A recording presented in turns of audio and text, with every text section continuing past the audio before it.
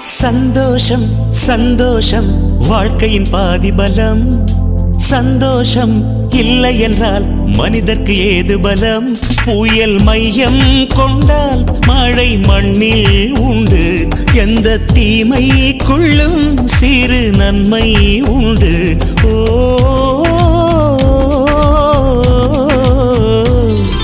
சந்தோஷம் சந்தோஷம் வாழ்க்கையின் பாதி பலம்.